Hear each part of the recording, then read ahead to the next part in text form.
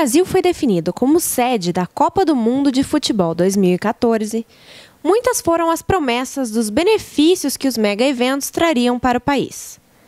Para justificar os gastos excessivos com o evento, os governantes passaram a usar o termo legado.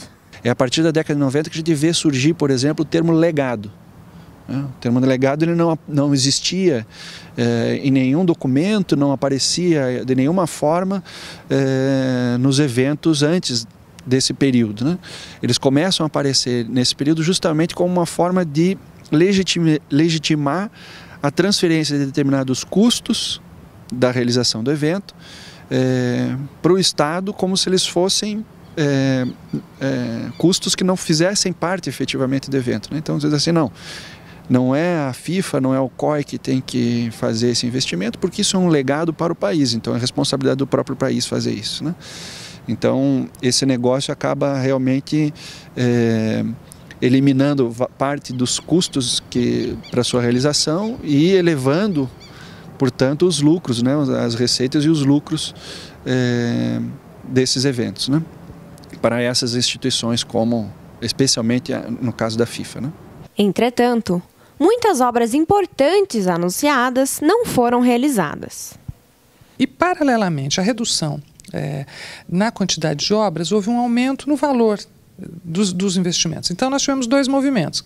Várias obras foram retiradas da matriz de responsabilidade e aquelas que ficaram tiveram os seus custos extremamente elevados, né?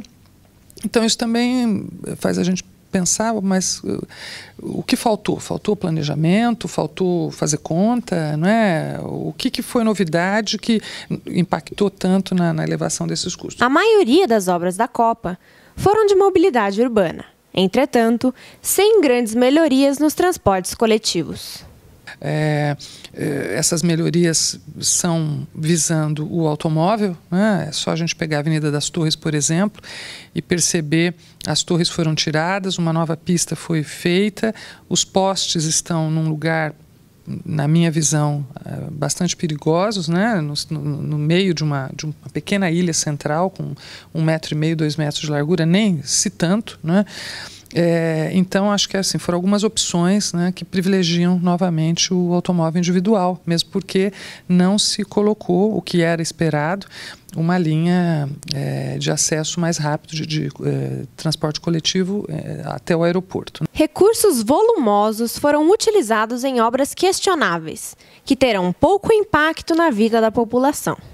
E no caso específico de Curitiba, né, eu não poderia também deixar de mencionar uma outra obra que não era originalmente para existir dessa forma, que foi a construção do viaduto estaiado, né, que também mobilizou uma grande quantidade de recursos, né? Mas você vê também a mesma situação aqui no caso da ponte estaiada, né?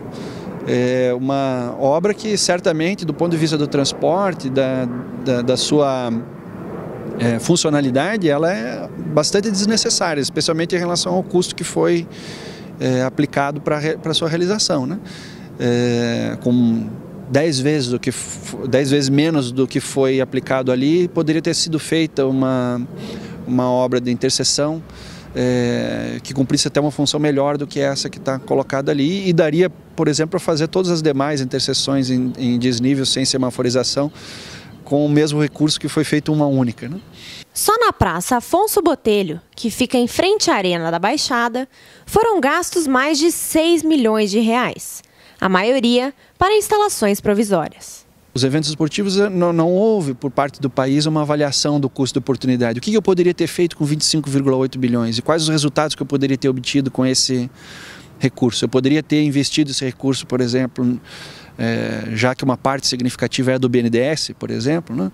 O BNDES poderia ter utilizado esse recurso para incentivar empresas de inovação tecnológica, ou pequenas empresas, ou empresas de economia solidária.